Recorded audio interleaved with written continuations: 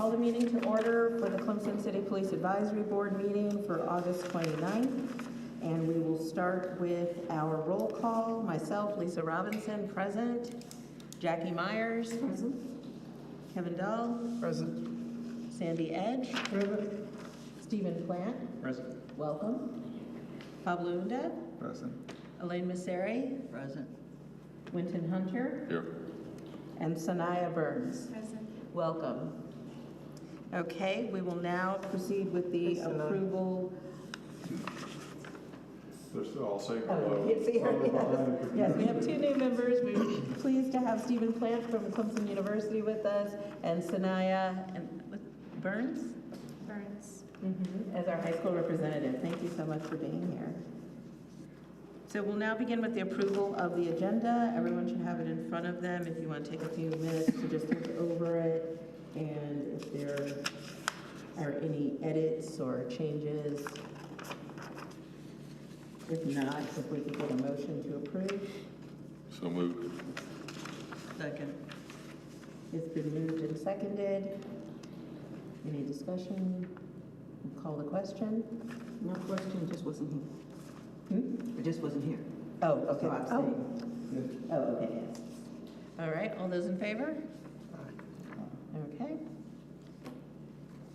All right, and we will now go with the, to review the previous meeting minutes, which were on July 25th. You should also have a copy of those in front of you.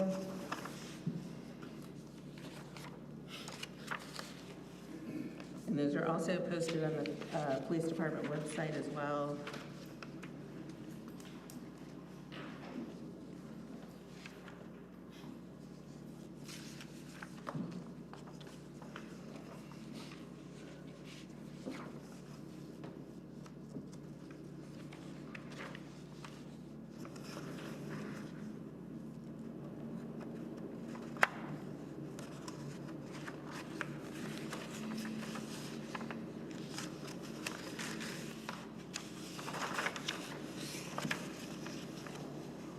Are there any changes, additions, edits to the minutes from the previous meeting?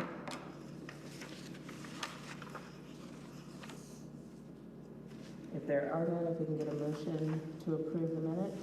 Motion. Second. It's been moved and seconded.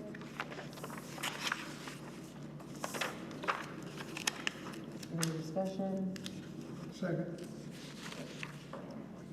Moved and seconded. Okay. All those in favor of the minutes of July 25th? Opposed? Okay, we will now proceed with the motion to move our September meeting to Tuesday, September 24th. Yes, Madam Chair, there's a conflict with I believe it's the ATAX committee. They need to use this room on the day that we normally have our meeting here. So they asked for us to move it earlier in the week, which would be Tuesday. And so that's why this is on the agenda.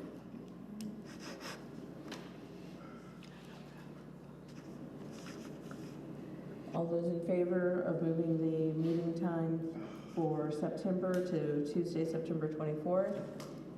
Aye. Any opposed? All right, we're good to go. The meeting will now, September meeting will be on Tuesday, September 24th. So we do have a citizens comment period. We don't have any citizens here in the gallery to speak. Are there any comments that anyone has been given to bring forward?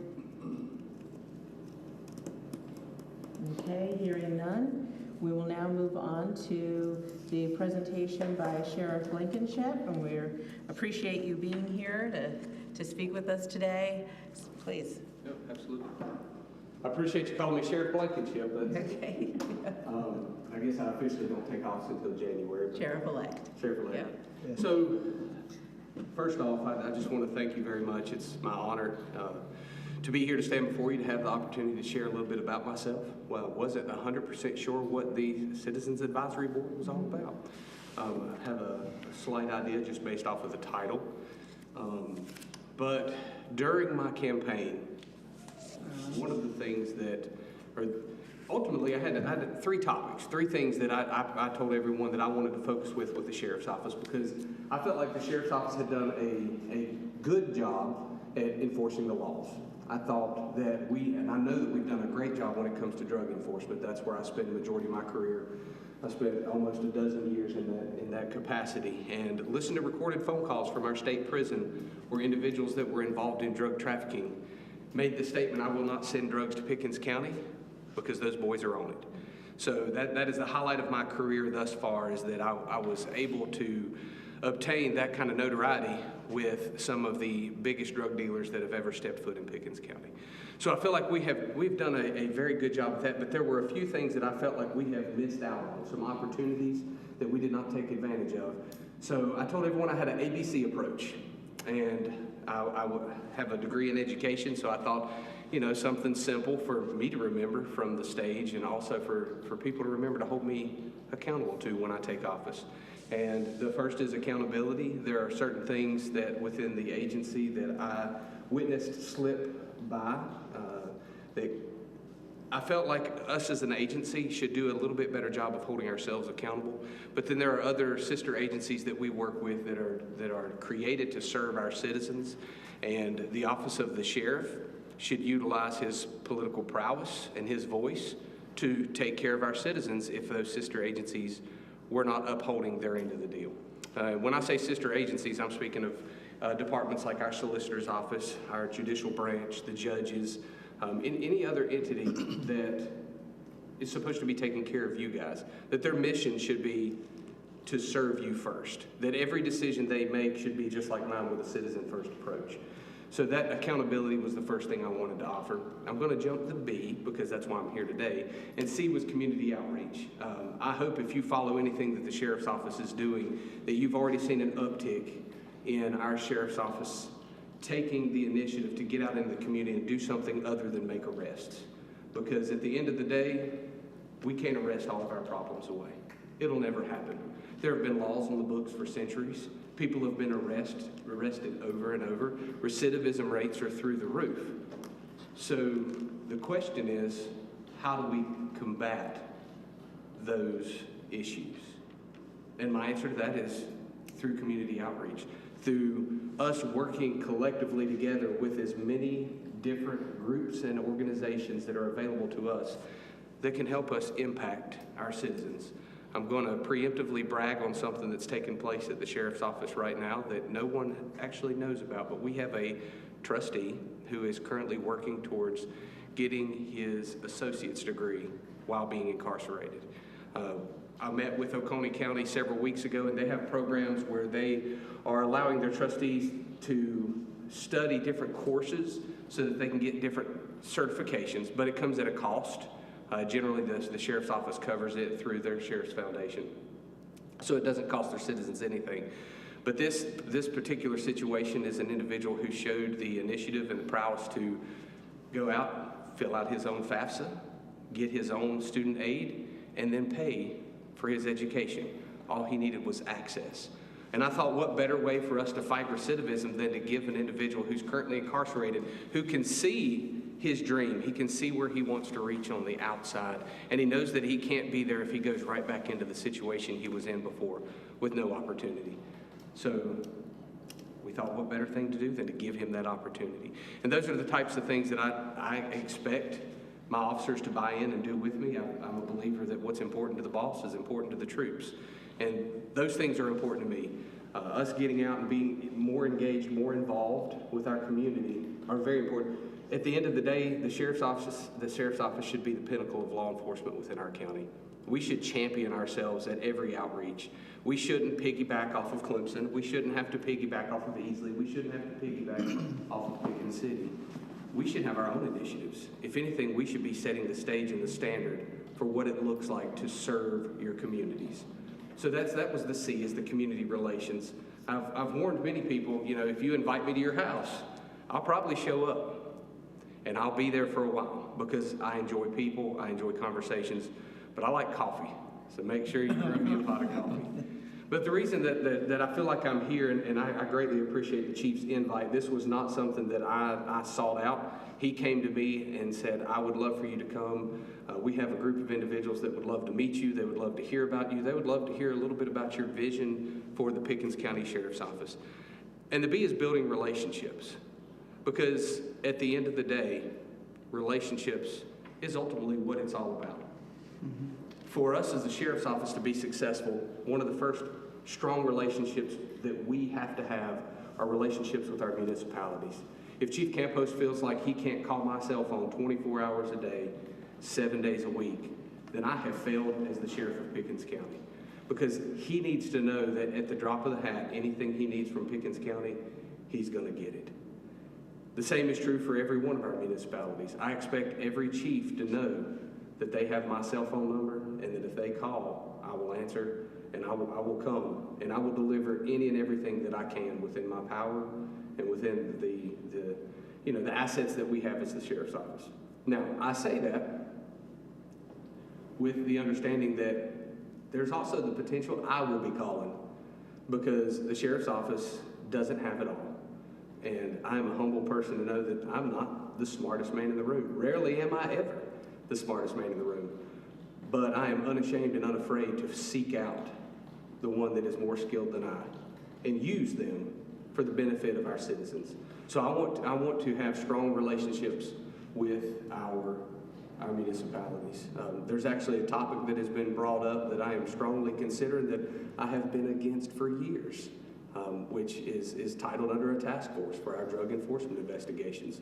I've been in conversations with much, much larger jurisdictions, York County to be exact, who have given me a lot of information of how they made those things successful. And if they can make it successful on their scale, then I don't see why we couldn't. But second to that is building relationships within our communities. I've been asked numerous times, what's different about you than every other sheriff that Pickens County has had?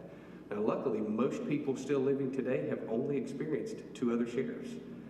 Unless you were living in Pickens County prior to 1968, you have no idea who Sheriff Bolding is. It's been Sheriff Stone and then Sheriff Rick Clark.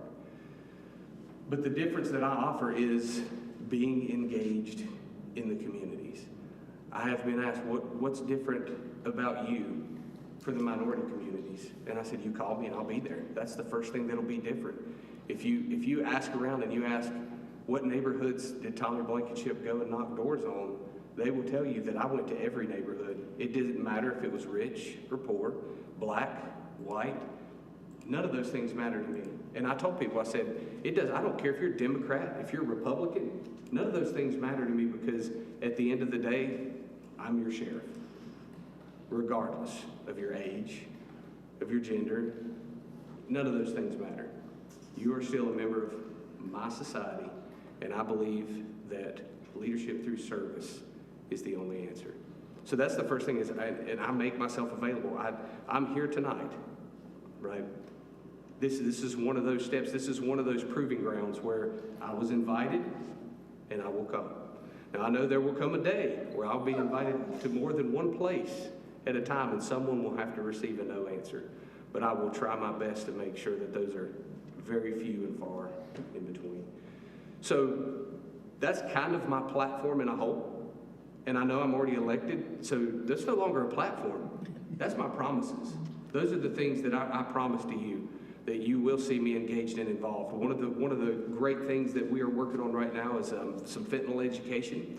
I don't know if you guys have seen or not, but the Dream Center is actually hosting a fentanyl information rally.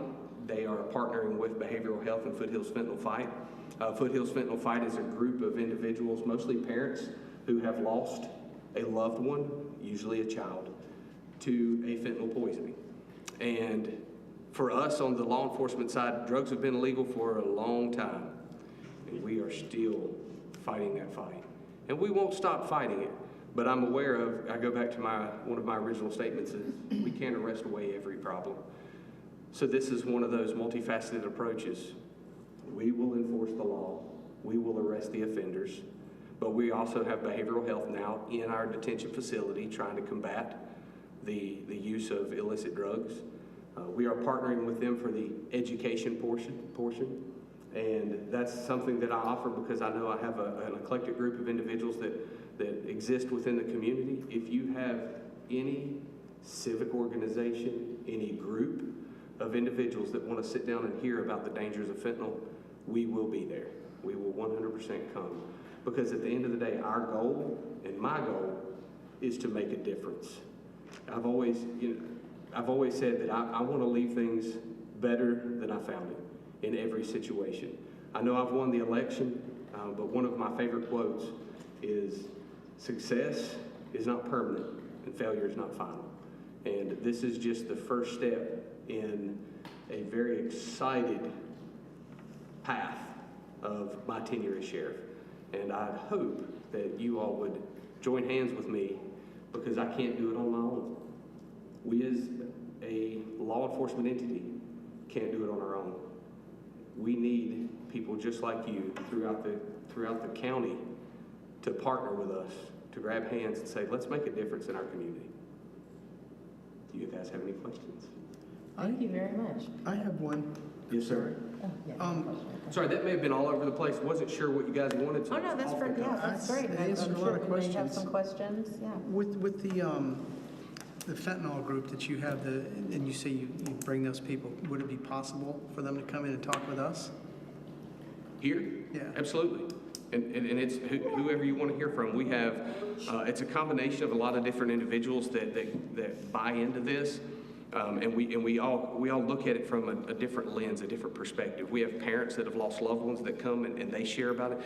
Because that's our biggest thing is we get every one of these cases. When we go to a house and someone has died from whether it's termed an overdose or poisoning, and I don't want to get long-winded and go into those terminologies, but when a person dies from a fentanyl ingestion, we generate a case.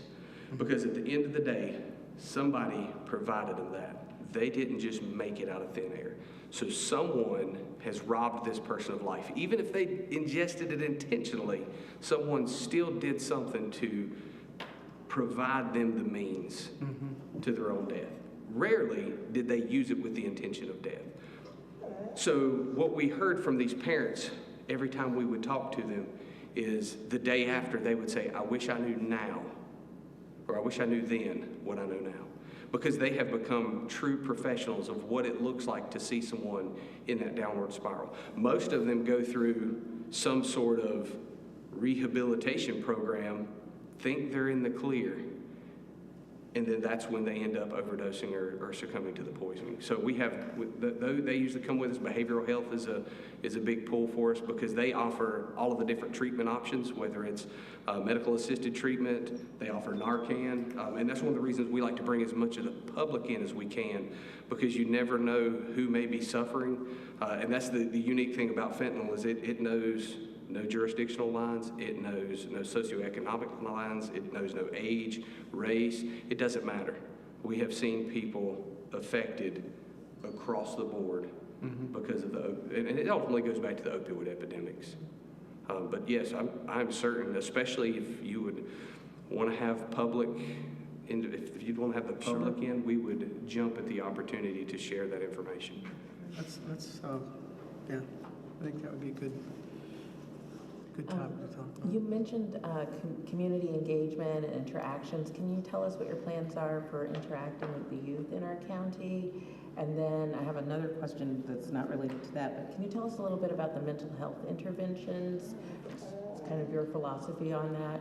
Yeah, when sure. officers go out on calls. So with the youth, we're going to lean heavily on our SROs. We have SROs all across the county. Actually, the thing I was just discussing with the chief there, Liberty Police Department has just had to forfeit their 3 schools to us. And I am restructuring our agency and taking them, right now they fall underneath an investigatory wing, which is our special victims unit, which at the time made sense because that unit investigates crimes involving children committed by youth offenders. But it's getting to the point where that group is getting so large that those supervisors can no longer supervise them and the caseload of the officers that are assigned to them.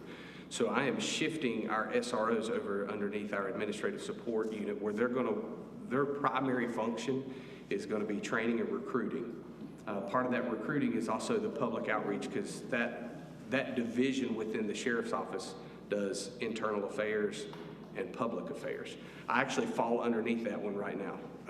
I've been a busy man in the last 5 years, because every single recruiting event I've been at, almost every single opportunity to speak in front of kids that the sheriff's office is involved in, I've been there. And my goal is to create an entire unit of people that can now fulfill that role, because I've had to say no too many times. And now that I have roughly 15 individuals, not counting their supervision, that can respond to those requests, it should be a lot easier to say yes. We're also bringing back our Explorers program that kind of died for a little while. And that is going to be run again by our SROs. They're in the schools, they know the kids. They're going to be able to recruit individuals they think would be a good match for future law enforcement. I've actually had a meeting with, so he used to work for Liberty PD. He was one of their SROs. He's now a teacher at Liberty High School. And Tim Raby is his name, but he wants to do a law enforcement program unlike one has done in the past. And he wants to use the sheriff's office, partner with our Explorer program, and he is ultimately going to try to help feed individuals into us. The other thing is in my tenure of being in law enforcement, one of my favorite things that I've ever done is got to coach sports. And it was so unique to watch the interaction with the youth. And I coached at Easley High School because they did not know who I was. They did not know I was a law enforcement officer. They had, to be honest, there's no way they would have known, because I had long hair and a beard. I was actually an undercover cop, and I wasn't telling people. But shortly thereafter, we got to know each other, and they found out how much I loved them and how much I was willing to pour into them. They found out I was in law enforcement. And that's where I saw that relationship, that community buy-in, because they were kids that were from troubled homes that before they knew me, I knew how they felt about law enforcement. I heard the words that they said. And suddenly somebody that they know loves them is in that realm, and it reminds me of my own childhood, because I grew up in a home where law enforcement was not good. When they showed up, something bad had happened. And then my mom's brother, who I idolized, became a law enforcement officer. And it changed my view, because they were now a person, but not only a person, but somebody I loved, and somebody that I knew loved me, which was probably the most important part of it. And that's the types of relationships. So these men and women are going to be encouraged to do those extracurricular activities, go out and get engaged in something other than enforcing the law. And I have a captain that's her job. Well, she's not a captain yet. She knows she's going to be a captain, but she's one of my command staff members, and she is a champion for that. She bends over backwards looking for opportunities for our deputies to get involved. And once she has that rank, she won't have to ask anymore. She'll be able to direct. Okay, thank you. Second question. The other one's about mental health intervention. We had a situation that happened today on campus. I'm just wondering how officers are interacting with, your perspective on officers and their interaction with mental health professionals when they go on a call, and clearly there may be some type of mental health situation going on. Yeah, so that is one of the hardest things that officers have to deal with. Because in a split second, you have to identify, is this individual suffering from some sort of drug psychosis? Are they under the influence of drugs, alcohol? Are they suffering from a mental health issue? Or even, are they a mentally delayed individual? You know, we've had issues where officers have went out and dealt with a high-functioning autistic individual and thought that they were under the influence of drugs just because they couldn't communicate. So what we've done at the Sheriff's Office is, and I say we, being the training officer, I see these events happen, having an education background, I start reaching out to as many people as I can to get them in to educate us. And education is the key for us, trying to teach them those things. We have mental health come into our facility at the detention center on a regular basis, because that's what we see is one of our biggest problems. And now that we don't have near as many opportunities for mental health facilities, we are housing people that they're not really criminals. They just are suffering mental health issues, and there's nowhere else for them to be. As far as my view on it, that's a tough thing for law, because we're not mental health professionals. Right.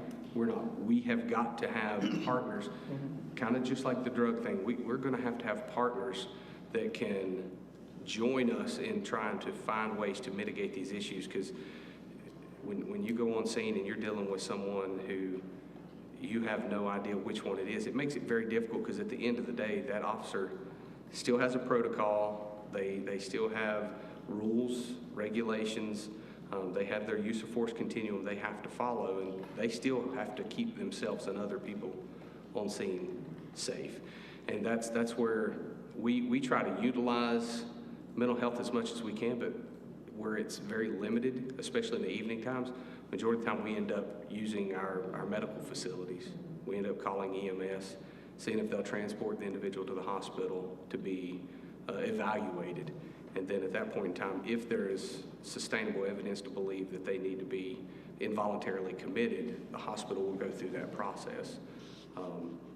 As far as law enforcement being involved, there's actually, I got involved with one particular case. It wasn't in Pickens County. We just happened to have a Pickens County resident whose son, while they were being evaluated in Greenville County, was actually arrested by Greenville City. But they were a juvenile, and at no point in time did anyone try to use something other than law enforcement to get him to go to the facility. So I've actually sat down and spoke with Rex Rice, and they're working on drafting through legislation some little bit more stringent guidelines of when law enforcement gets involved, because that was a particular incident where, and I can tell you from the standpoint of law enforcement, they jumped the gun. Like, they did not have to get in there and create a situation where this individual became resistant, ended up having to use a taser on a 16-year-old child. And that could have been avoided, so to speak. So just kind of involved in trying to change that aspect, but that's one of those, we can't do that alone. We have to have help when it comes to that. We usually try to host NAMI trainings on a regular basis to get, and it's one of the best trainings. The hard part is it's a 5-day, pretty much 8 hours a day. Well, it's 4 days of 8 hours, and the 5th day is a partial day. But they actually bring people in that have suffered mental health illnesses in the past, that are treated and are going through treatments, that can talk about the incidences in the past. They role play, and officers have said it's one of the best trainings they've been to when it comes to dealing with those incidences. But the problem is, when you start looking at manpower, if you lose a person for 5 full days for training, it can get difficult, especially for our uniform patrol guys or our detention facility, because they've kind of got minimal standards they need to operate to provide a service to the citizens. Great, thank you. Thanks for answering that. Anyone, any other Can I questions? piggyback off of your question? Why does the sheriff's office get involved in transporting minors that have been identified as, not even identified, the hospital deems that they want to commit suicide, say, and they're there for evaluation? Why does the sheriff's office waste manpower transporting them to a mental health facility? Why are they even involved? Well, that's the exact situation that this mother and Rex Rice are working through legislation, because they had a mental health professional say that the child was suicidal, and there was no reason for law enforcement to be there, because his mother could have transported him and he would not have resisted. But when law enforcement showed up, he thought he was going to jail. My opinion is we need to be involved if that person's violent and or a threat to other people within the vicinity. Outside of that, I don't know why we would be involved in that transport. You just add more trauma to an already traumatic experience. Well, especially with a young person. And, and that goes back to the negativity bias. Law enforcement has a negativity bias. No ifs, ands, or buts about it. Anybody that, if you're not a family member of a law enforcement officer, blue lights make you nervous. They're going to make growing up, every time I saw blue lights, I was scared to death. I was like, now I'm going to jail, right? So for us to overcome that, that's where that community outreach, trying to overcome that negativity bias comes into play. When you have incidences like that, where if there's not a need for law enforcement, we're just Is it an supplying. all-incident policy, or is it the hospital that makes that decision? Who makes that? So the sheriff's office, and it's any time that we've ever gotten a involuntary commitment, we go out and transport. That's just, it's a court-ordered document that says we are to go pick this person up and take them to the facility. Now, we've had different situations where we have been able to get that person to go willingly, but because it's a court-ordered document to an officer, we follow the letter of the law. I'm going to prompt in here too. In order to take someone into emergency protective custody, EPC, a law enforcement officer has to do that. That's why we transport, because we're taking them into our custody. The only other time that can occur is if the family is able to get a order from the court to have them involuntarily evaluated. The laws in South Carolina don't delineate other entities that can EPC somebody and take them. Can't take them into custody. Right. Take them into custody. So that's why law enforcement is frequently involved if it's a situation where the person has to be taken into Involuntarily. custody. Now, if they want to voluntarily go, like he's saying in that one instance, they can take them to the hospital, and the doctor can EPC them once they get there and take them to treatment. But that has to be that's something that's voluntary. And unfortunately, especially when someone's going through some type of psychosis, they're not going to be voluntary. So there aren't healthcare professionals that an officer would typically call to come Well, and we sort do of have try to de-escalate maybe Mental health mental has health a, situation. I forget what they call it, it's a response team that comes to those things to assist law enforcement and try to facilitate getting them in. But they don't have the ability to take They someone don't have into the They ability custody. can't to take them transport. into, There's some information like that, but anyway, I have no questions. Oh, please, go ahead.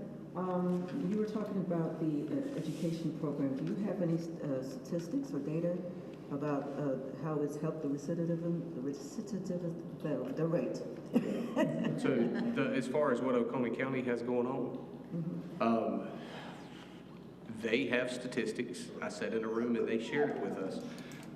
But we are looking at what causes recidivism.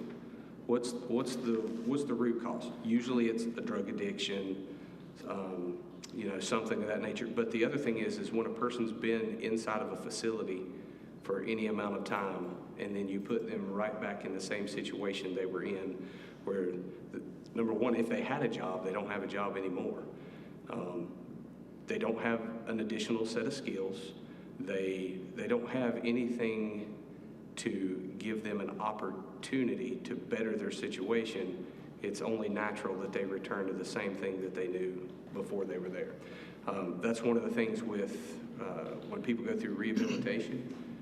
One of the biggest things that mental health, behavioral health, that we as law enforcement try to encourage in individuals, if you want to beat this cycle, you have to get out of the location that you're in. You've got to change your stimulus. Because what's happening to you on a brain chemistry level is you're going to go back, even if you have cleared your mind, even if you have changed your way of thinking. Life is hard.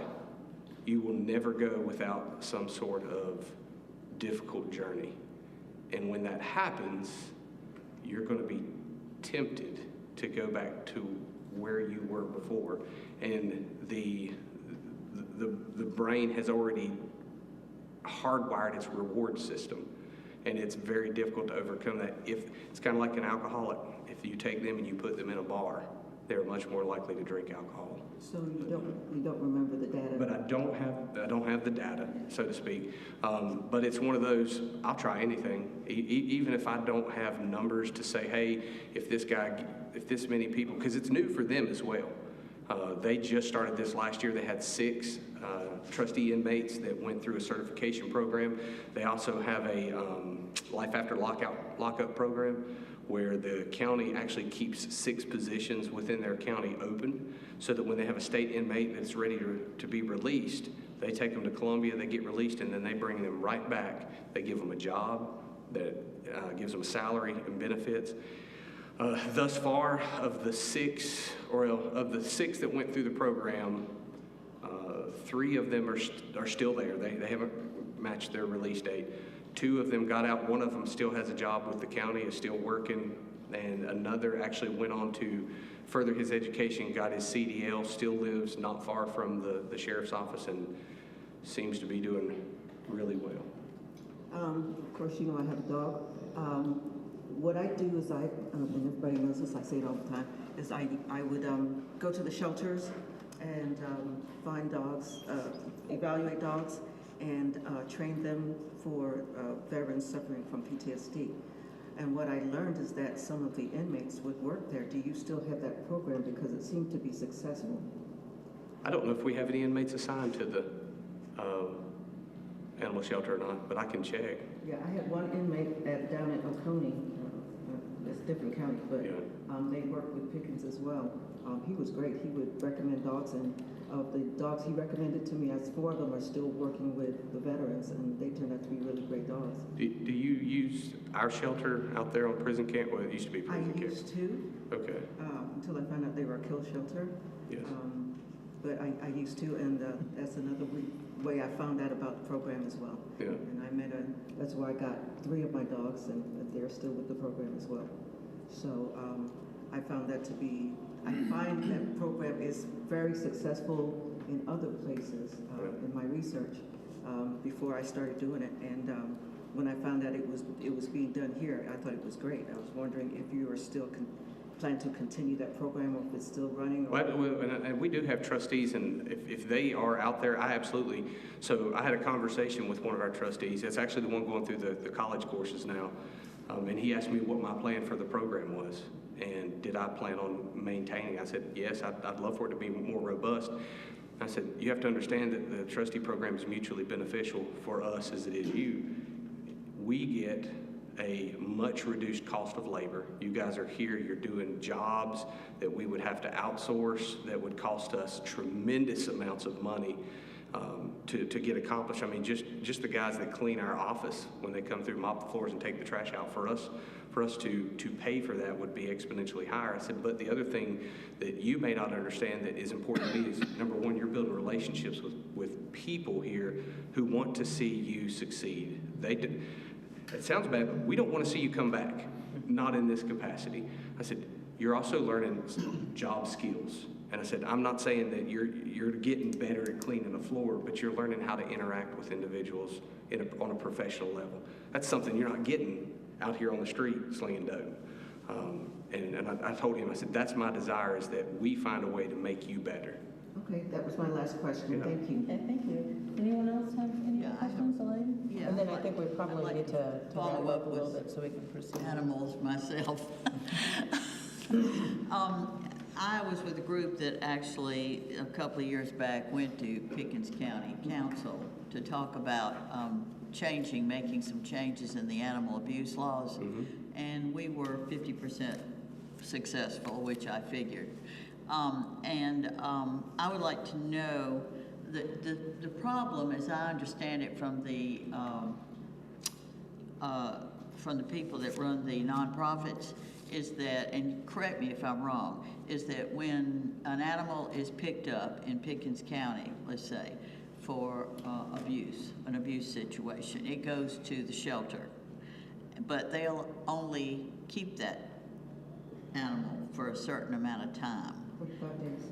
Well, so if, 5 days. Yes, It- and then it goes, and we know how backlogged the legal system is, and then the nonprofits have to pick up the animals and take care of them on their own dime. And of course, money that's donated to them, and they've got enough on their backs already without doing that. Is there anything that you've been working with that can, I don't know, It just seems like a cycle So that we can't. this is one of those, I've got I love dry erase boards.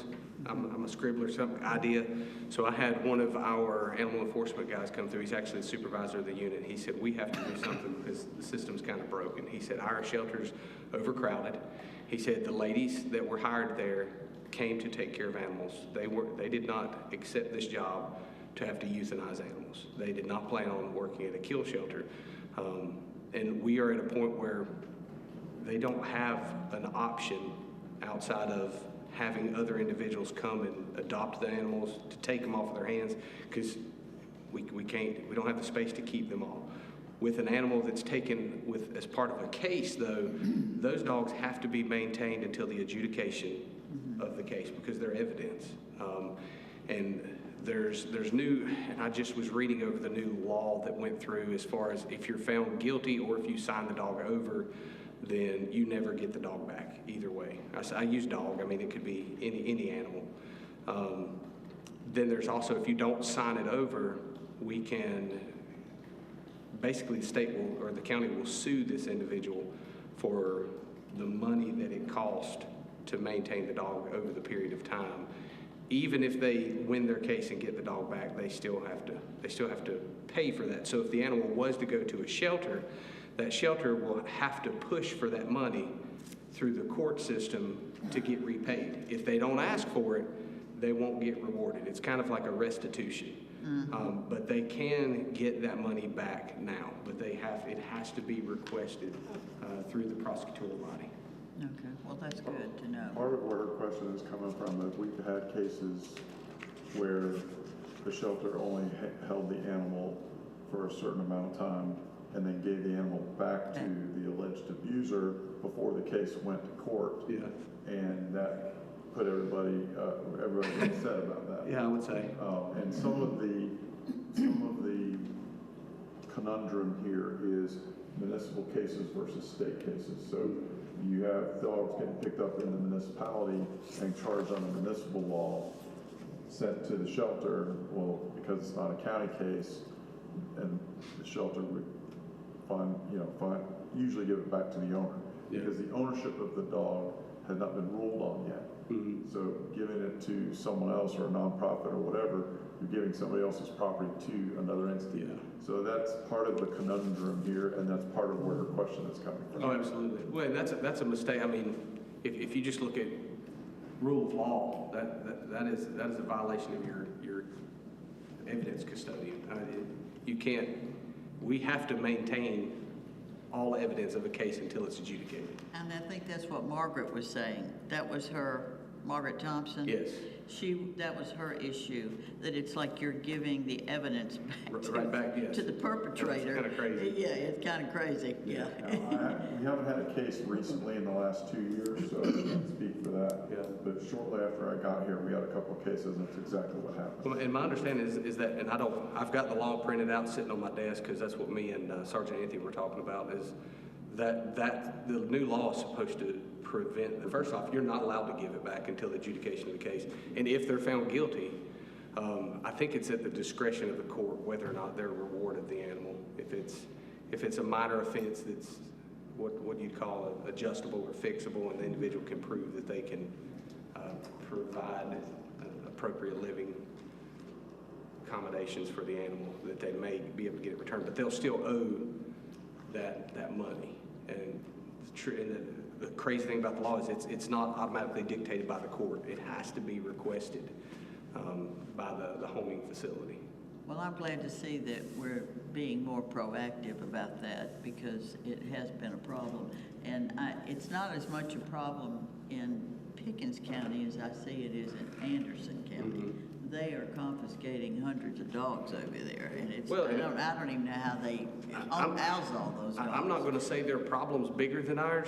I'm going to give kudos to Anderson County. I think they're being very proactive about it. I think they're actually going out and looking for a lot of those issues, and we're not quite to the position where we can be that proactive because we have 4 guys assigned to that unit. We're down 1 right now, and they are probably our most taxed unit.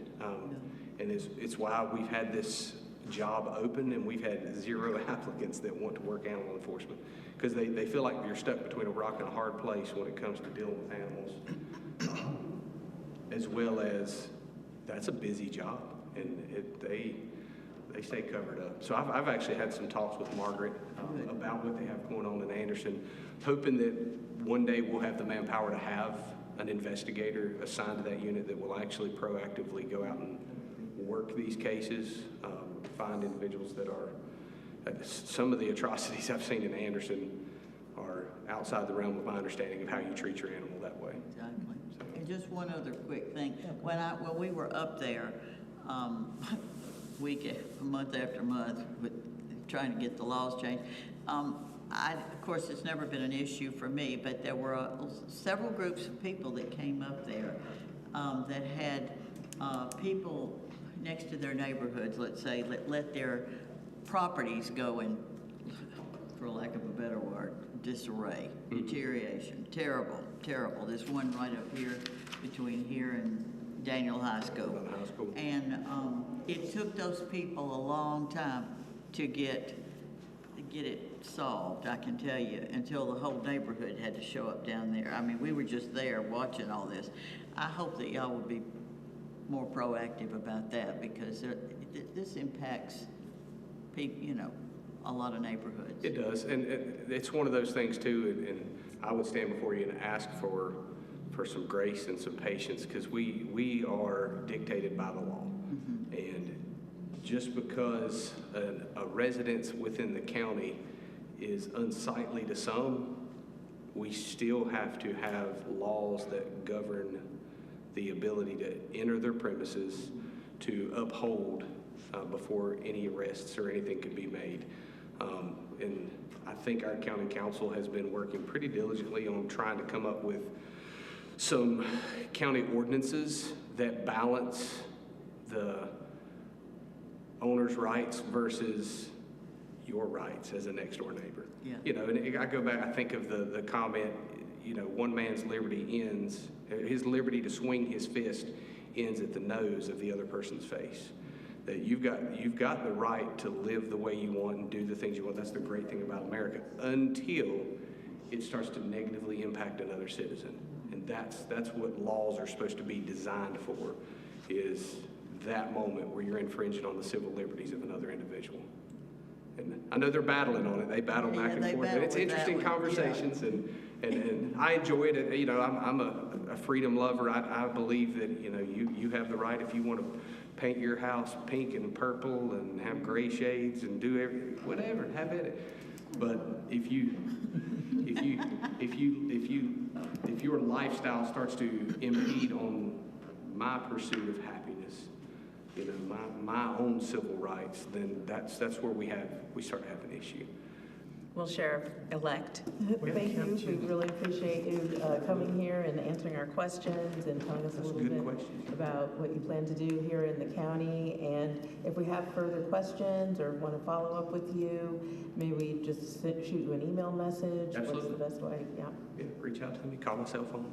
Okay. And your email address? It's TommyB@PickensCountySC.gov. My cell phone's 864-303-2256. Wonderful. Thank you so much. We really Absolutely. appreciate it. Thank Thank you. you for coming. One plug for you, Crime Stoppers. Have you been talking with Helen any? She's approached me before about it getting up and running, and Thinking about it? we're all for that. Okay. Because we use her right now whenever we have anything. Yeah, well, and I've been in discussions with her, we want to get that but I don't want it to be a sheriff's office Crime Stoppers, and so I want board members, and I'm asking every chief to think of somebody in the community that would be able and willing to serve. So with Sheriff-elect Blankenship, I will start to call him Sheriff, is talking about is, if you're familiar with Crime Stoppers, they have Crime Stoppers in Oconee, and they also have Crime Stoppers in Greenville. And it's a organization that raises money to put basically reward money out for people that we're looking for in cases, wanted subjects, that kind of stuff. We haven't had one in Pickens County since I've been here, and it sounds like he's ready to get that going.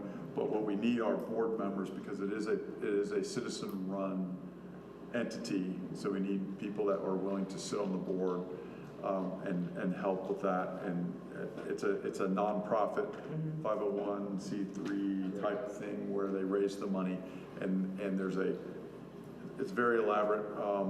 If you want, I can also ask Helen to come talk to the group as one of your presentations, talk about it and what the responsibilities would be, so on and so forth, and move in that direction. And I think it would definitely benefit the whole county. So, yeah, definitely. Appreciate it. Yeah. Wonderful, thank you. Thanks for coming, Tommy. Last night, you got my cell phone if you need it. Yeah. All right. All right, thank you for coming. You're more than welcome to stay and watch the rest, or you can go home and get dinner. Catch the last little bit of my daughter's tennis match. Oh, That's all right. More important, go. Thanks, right, Tommy. thank you.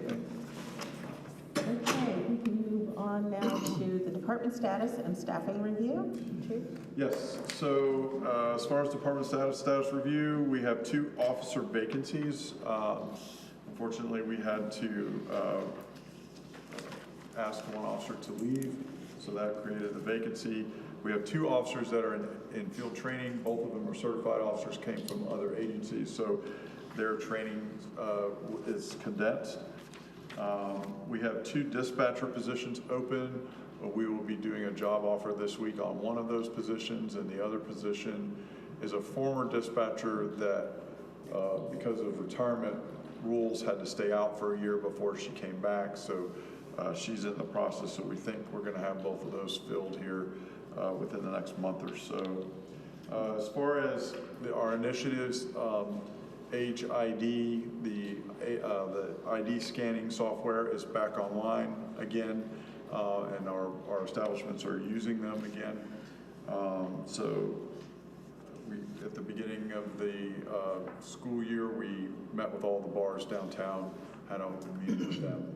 And Can you explain the system for some of our new members? Are you familiar with it? Yeah. I got it, right. So for those members that don't remember, we got a grant through DeOtis to purchase an application that's on cell phones called Age ID that scans the barcode on the back of the driver's license to determine whether it's a fake ID or not. It's different than these barcode scanners that you see in most stores when they scan it to see your date of birth, because those scanners only look for the date of birth that's in the scan bar and determine whether you're of age or not. This one actually looks for security elements that the state puts in the scan bar, and if it doesn't find them, then it's more than likely a fake ID. So we're on a pilot project till the end of this year to see what kind of effect it has. The most recent numbers I got was we're still at an 11% detection rate with that, but that was prior to everyone coming back, so we'll see what those numbers show. The other thing that I wanted to mention, I attended, and the sheriff-elect left, but he was there as well. They had behavioral health did a symposium at Clemson University at the Madrid Center on marijuana and the issues surrounding marijuana today. Very eye-opening, a lot of stuff that I've already been introduced to in other forums, but the biggest takeaways that I would say is the marijuana and marijuana products sold today, concentrations are the highest that we have ever seen. The concentration back in the 70s and 80s was less than 10% concentration of THC. The products being sold today are at 99%. Whoa. And the research out there regarding chronic use of these products are showing, especially youth that are between the ages of 16 and 26, are experiencing early onset mental health issues and causing psychosis. and it's mimicking other types of psychosis. And so it's very scary. A lot of these products are coming in the form of vape pens. You're getting a lot of THC products coming in vape pens, in gummies, and those types of things, making me rethink when we encounter somebody who's having a psychotic episode that it may be THC induced. So very, very eye-opening. And we had a major from SLED come talk to us about the fight that's going on in Columbia right now with people wanting medical marijuana and those types of things, and how the information that's being passed is false and misleading, and every state that has passed it, all these other products flood the market once they're allowed in. So very eye-opening information. There's a bunch of public service announcement type stuff that's out there that I can share with people later about that puts more of a focus on that. It's not the they even went into suicide rates for these higher products, and veterans that are being administered these products, suicide rates have skyrocketed because they're on the marijuana, and it's not beneficial to those groups. But we're being told and sold and that it is, but the medical research has shown that it is not. So very, very, very eye-opening. And that's it for the status. If they're okay, we'll go into the crime review. Please. For the month of July, we conducted 927 traffic stops and issued 436 citations. We handled 5,500 calls for service and handled 40 traffic collisions during the month of July. We had 5 breaking and entering reports, 3 breaking into vehicles, 2 motor vehicle thefts. I suspect those to go up since the students are back. The stuff that was stolen over the summer wasn't yet reported for the month of July, so in August we'll see those numbers go up. We made 15 drug arrests and 12 liquor law violations, again for the month of July. And I have the map up here. This is for the month of July. Trying to show, let's see, we had a rash of break-ins. Actually, it was the beginning of August, so it's not showing on this map. But the burglary arrests that we made, that I sent you the media release on, that individual is responsible for the majority of the burglaries occurring down in the Crestwood neighborhood. And we're still uncovering evidence of other burglaries, some of which that she's responsible for is in the neighborhood around the SO Club, right back in there, and some in Oconee County. Still working on those. And that is our crime review for the month of July. Thank you. Any questions for Chief on either the department status or crime review? If not, we will move on to our discussion with regard to the House bill. Yes. So for those of us that have been in the workshops, one of the asks that we've had from the community members is to allow golf carts to operate at night. Under the current state law, we have no authority as a municipality to allow that to occur because it's prohibited under state law. The state law does have a caveat in it that if you're a municipality that has a barrier island, you can allow it. So what the residents have asked is to ask our council to support changing the law to allow for it in a community like ours, where we have the university right next to us and many folks use the golf carts to go to and from sporting events and those types of things. So I started doing a little bit of research, and I found there was a bill introduced in this session at Columbia to allow just for that, and that's House Bill 4609, which you have a copy of in your packet. And basically, it just allows any municipality that wants to pass via ordinance the authority for people to use the carts at night, that they can do so. So what this bill, if passed, will do, will allow the city of Clemson to pass an ordinance to allow for golf carts to operate at night. Now, of course, if you look at our current draft, we don't have anything in there regarding that because state law doesn't allow for it, but we can then add language in there and then put requirements for headlights, taillights, those types of things to make sure that they're operating properly at night. So what we're asking here is if everyone here is in agreement to recommend, or to vote on to recommend to council to put support for this bill. And if so, on Tuesday, we have an agenda item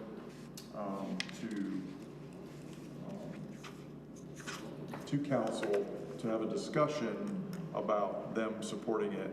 And then if they decide they want to go ahead and support it, then a following council meeting, they'll vote to do a referendum to send it to Columbia saying that they support it. Okay, so you do have the bill in front of you and the legislative actions so far on that. If I can get a motion I have a question. with regard to that, so we can have discussion. Just a quick question. Yeah.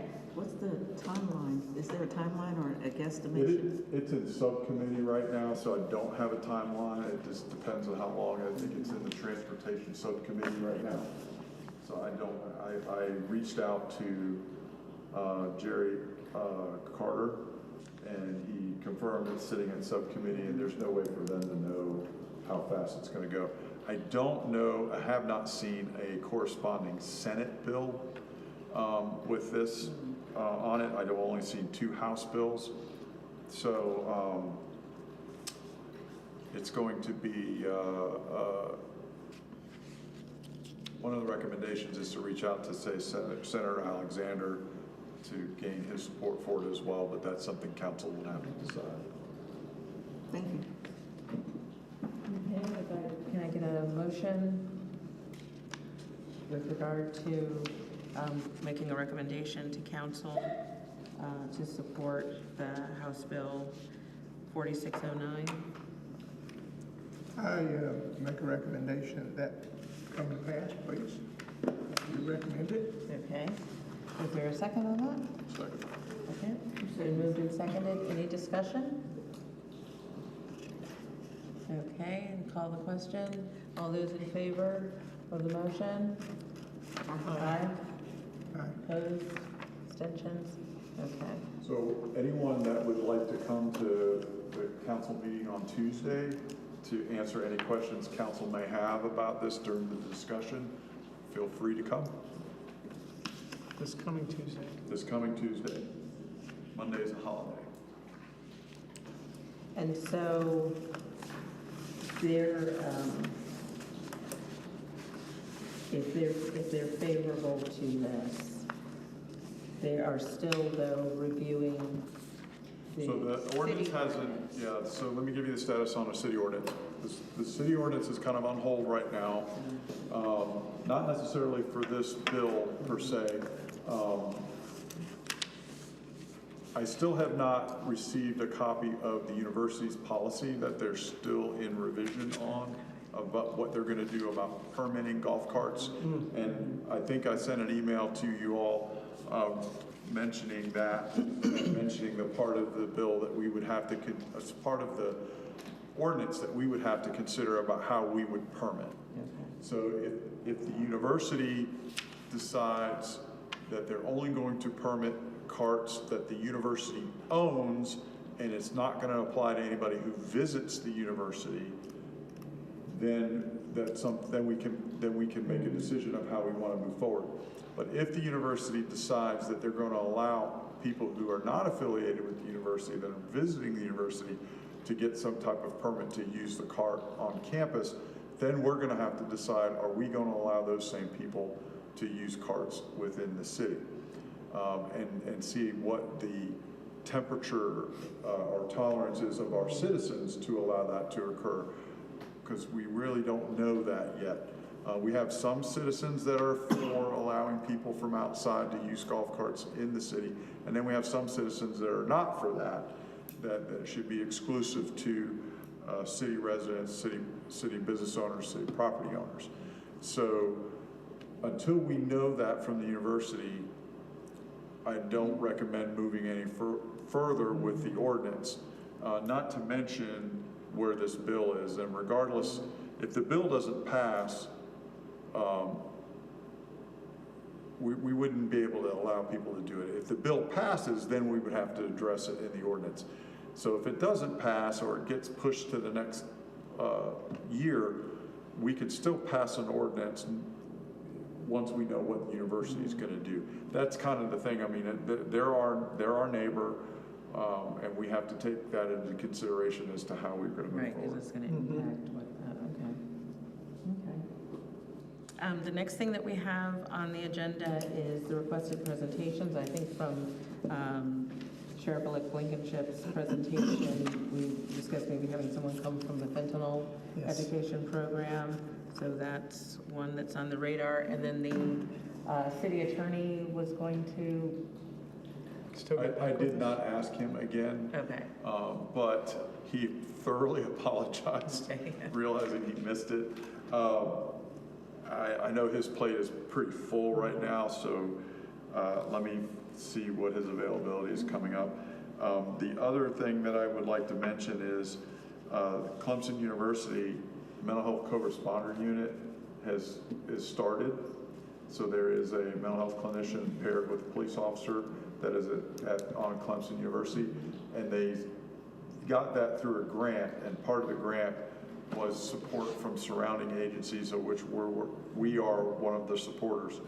So I can reach out to them and find out if they can come and speak, because they will respond into the city upon request if we need them, and so it's definitely relevant to the city. It's not just a university resource.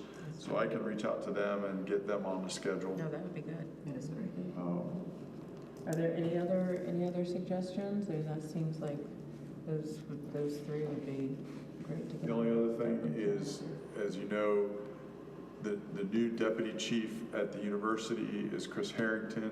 They do not have a chief right now. Chief Mullen's retiring in the next week or so. The new AVP of Public Safety has been named. I don't remember her name, but she is the now former chief of police for Ohio State University. She's coming here to be the AVP of Public Safety. And if you remember, Chief Mullen held both of those positions, but the university decided to separate them. So she'll be the AVP of Public Safety, and then once she's in play, I'm told, she'll then start looking for who the next chief will be for Clemson University. So in the interim, Deputy Chief Harrington is in charge of the police department. And at some point, if you want him to show or wait until we know who the chief is, we can make that decision as we go.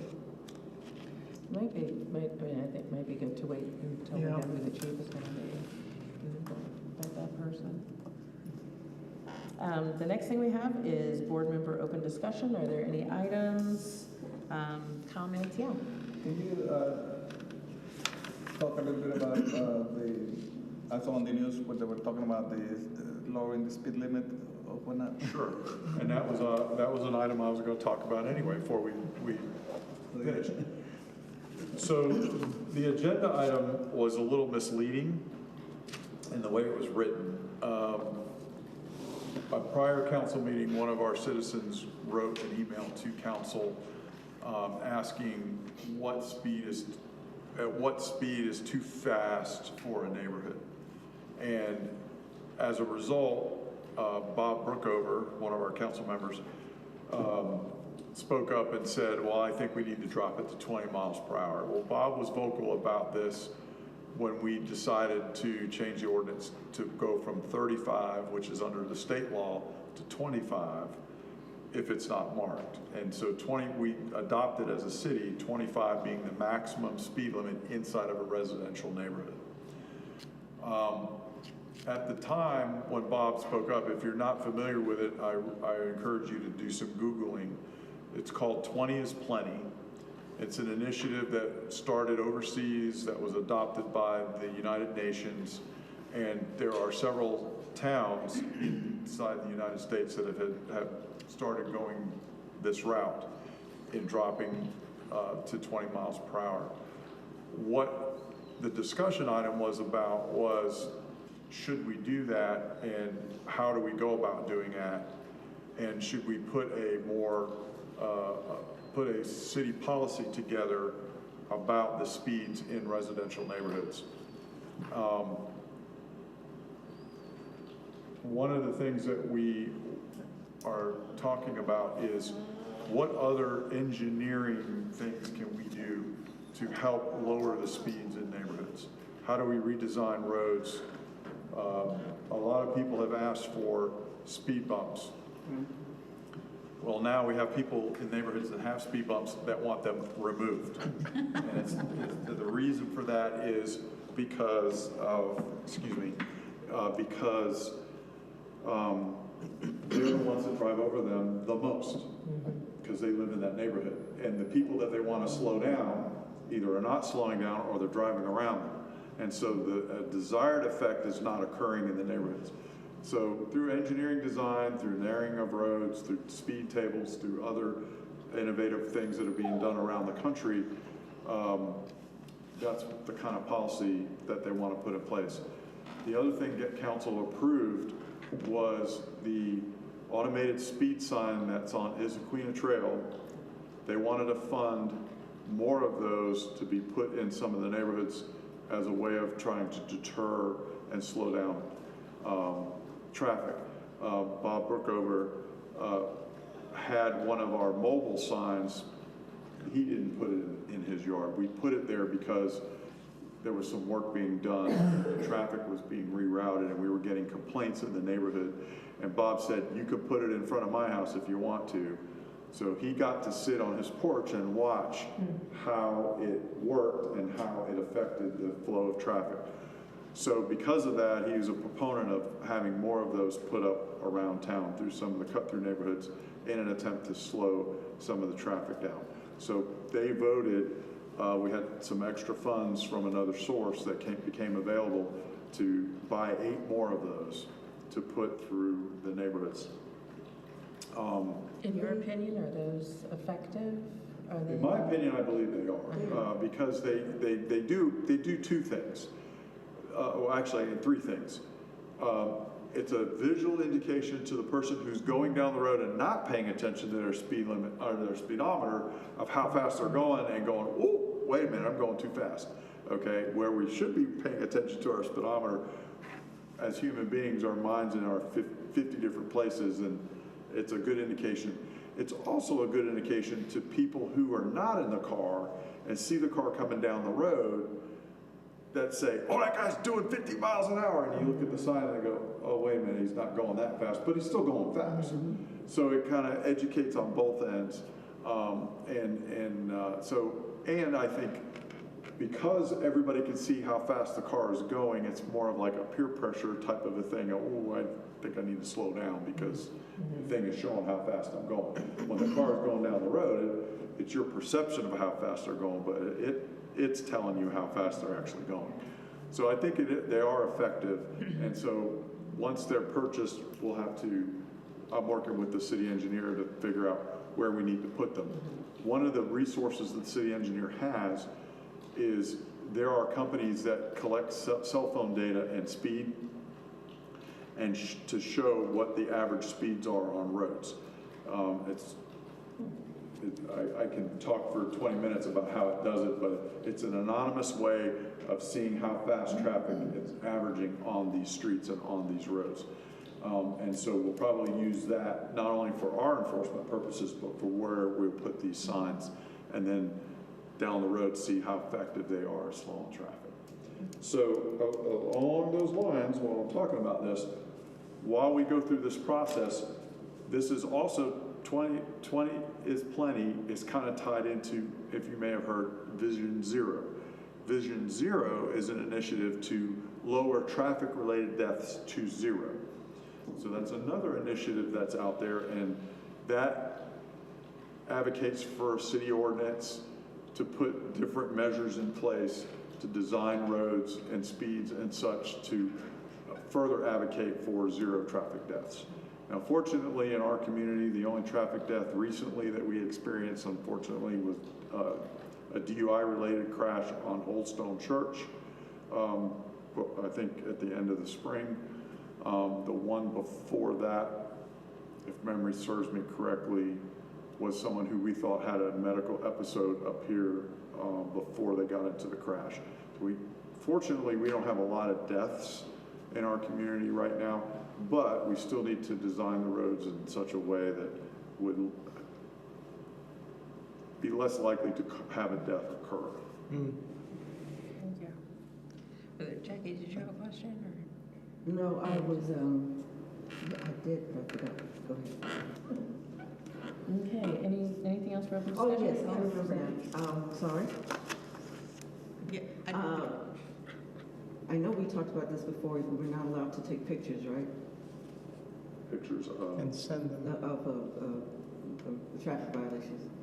Traffic violations. Well, you could take pictures, but. The camera. Oh, They can't use no. it. Under state law, we cannot do video. So those things don't take pictures? No, that's a state law thing. Okay. It would be interesting if it could. I went to the planning zoning thing last night, and they said that you're gonna get some police cars.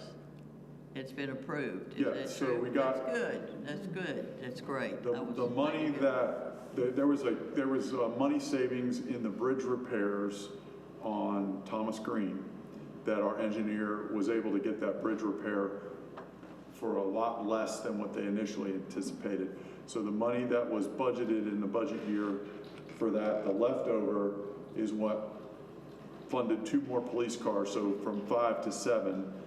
So we're gonna get 2 more police cars, and then the 8 traffic signs that are coming out of that money savings as well. So that's where the funding came from, yes. Sandy? Chief, are you sensing a little more traffic going on? I will say that because of seeing and reading some things. I know, at least having been on campus for the last 3 or 4 days out doing a couple of things and checking with some other folks, people are getting, seems to be a little higher getting late to class. People who are trying to work and get in their office by 8 o'clock, it's gone up. I guess they're still planning on building a parking garage on campus. So my sense is, from what I saw those 2 or 3 days I was out there, and probably, I don't know, some of the time out here, but specifically on campus, how's it been? I mean, I know we may have more growth, but what's been your option and thought on the traffic? So, unfortunately, in the last 2 weeks, I've been in the office. But when I actually get out of the office, yes, traffic is back to where it was when school is in session. And it's kind of odd. I mean, so I really don't have enough to tell you whether it's more so or not. I think a lot of what you're talking about is there's a lot of folks that are still learning those patterns because it's just starting back up again. A lot of staff has gotten used to either not being here or not having to deal with it over the summertime, and now all of a sudden. So once people get their class schedules and know where they can park and know, those types of things and when the best time to get there and from, I think it might settle out a little bit. But I don't have enough information to know if there's an increase in traffic or not an increase in traffic, other than the normal increase in traffic that occurs during this time of the year. So one of the things that we talked about before, and I know the time is getting late, so we can wrap up, the use of the scooters on the road. Is there going to be any sort of public safety communication or campaign between the city and the university with regard to how students may be using their scooters on the road or on the bike lanes? I mean, it seems like, and you know, maybe this is just the start of the semester type thing as people understand their schedules, but I've seen a lot of really close encounters, and one involved a student who was on a scooter coming down College Avenue. She had no clue there was a semi behind her who had just turned, and it really was just, I was holding my breath. I mean, We fortunately, you know, she continued on, but I'm like, why are you in the middle of the road? But We haven't done anything specific to educate. it seems like some education could be You know, helpful. that might be some stuff that we could put out on our social media. We do have pamphlets on our website that explain it. But I'll have to talk with Deputy Chief Harrington to see if there's a way we can send that information out to the student population. Maybe put it in, I know there's some newsletters and stuff that they send out to the students. Maybe we can I think that would be helpful, because it seems to me, maybe it's just what it seems like to me, maybe Stephen, you have a better take on this, that there are a lot more scooter riders, because it's a great way to get around campus, but then eventually they end up off campus, because that's where people live, so. Yeah, we can ask them about that. Okay. The scooters and the moped gangs. The what? Moped gangs? Oh, the moped, yeah, the moped was a whole other thing, They yeah. ride as a group, Yeah. kind of like. Well, they have to obey by the traffic laws, so that's a different issue. Before we adjourn, if you did not know, the first African-American police officer for the city of Clemson, Corey Massey, passed away. He lost his battle with cancer, and he was laid to rest last week, so I know we acted as pallbearers for him, but Sorry. he's no longer with us. But if you did not know, I just wanted to let you know that. What years did Sorry, he Stephen. serve? What years did he serve? I mean, like, was generally the 80s, the 90s? You gotta test my memory here. Well, that's okay, because the name sounded familiar.